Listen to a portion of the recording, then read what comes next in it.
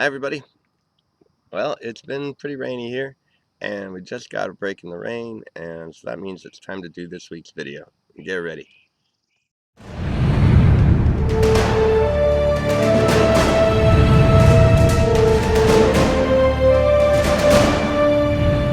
Hi folks.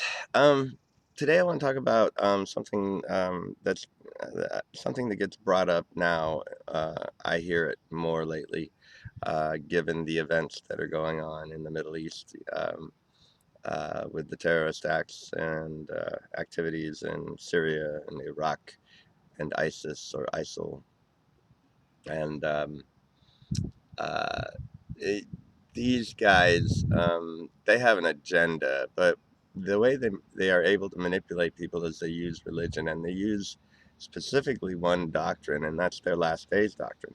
Now, it's Islamic last days doctrine, but it's very similar to the Christian last days doctrine because they believe Jesus is going to come back. Only Jesus is going to be on their side when he comes back. Um, but however, Western Christians are also saying, "Oh, look what's going on over there. That's just a sign that the rapture is going to happen soon, that Armageddon is starting, and that Jesus is going to come back." All of this is end of the world type of stuff. Um, don't We can't leave the Jews out either because you're very Orthodox Jews, and many of them in Israel, they push their own agenda because they very much believe that that the last days are here and that the Messiah is coming. The only difference with them is they don't believe the Messiah is Jesus. So, but the rest of the doctrine is the same. So now everybody who pushes their agenda to get what they want out of this kind of talk, they know that a lot of people believe this last days stuff, and it's very scary stuff. It's a very scary story, no matter who tells it, whether it's the Jews, the Christians, or uh, the Muslims. And basically, it's the same story, whether the uh, Muslim or Christian. And the reason I got to thinking about this is because I remember a conversation I had with a lady when I was flying back from Pennsylvania um, about 2 years ago to visit my parents. I sat next to a woman from England, and she and I were flying back to Orlando. She was here on holiday with her children, and we got to talking about what I do for a living, and I explained to her uh, the fundamentals of the gospel, and the fact that one of the facts of the gospel is that all is fulfilled, and there is no future judgment, and that nobody will be suffering an eternal punishment from God.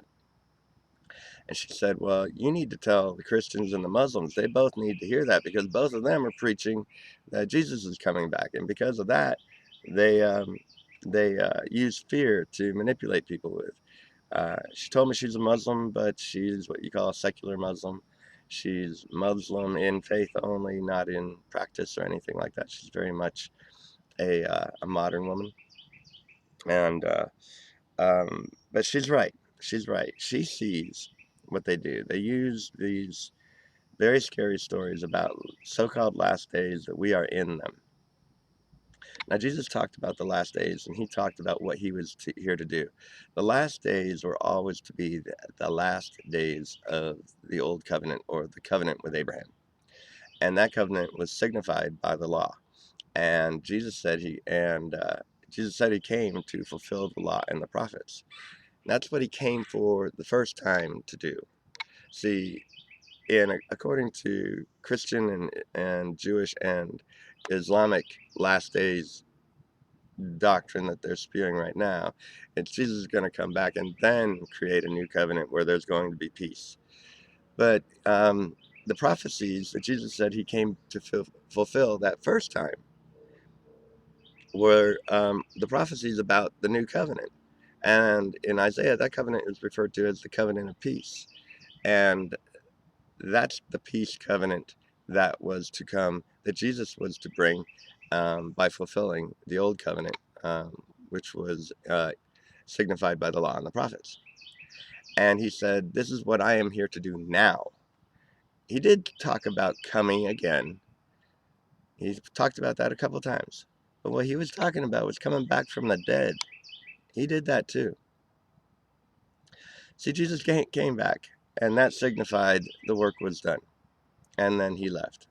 Now, Jesus, I remember Mike talking about this in a very old webcast. I think it was back in 2006 or 7 when I was living in Cocoa Beach, and somebody asked him about whether he thought Jesus was coming back, and Mike said, "No, he doesn't need to come back to fulfill anything.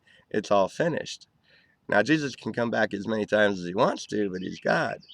But he has nothing to come back and fulfill. There's no prophecy left to be fulfilled. He can come and go as he pleases. Um, this is a very critical thing, though, folks, because so many people have been indoctrinated so much with what the last days are and what it is, and everybody's got their own spin on it, but essentially it's the same story. And the problem is it denies what happened at the cross. It denies everything that Jesus did. It actually is an offense to God's grace. It tramples on the blood of Christ, because the covenant of peace that the prophets said that he would come to establish, that is the new covenant. That is what was established. That means the old covenant is now old. That's why it's called old, because the first covenant is gone now. He ended it. He fulfilled it. So enjoy this beautiful earth, because it's going to be around for a long time. And there is no Armageddon coming. There is no wrath of God coming. There is um, no rapture coming. It is finished. I know it's revolutionary, but have a revolutionary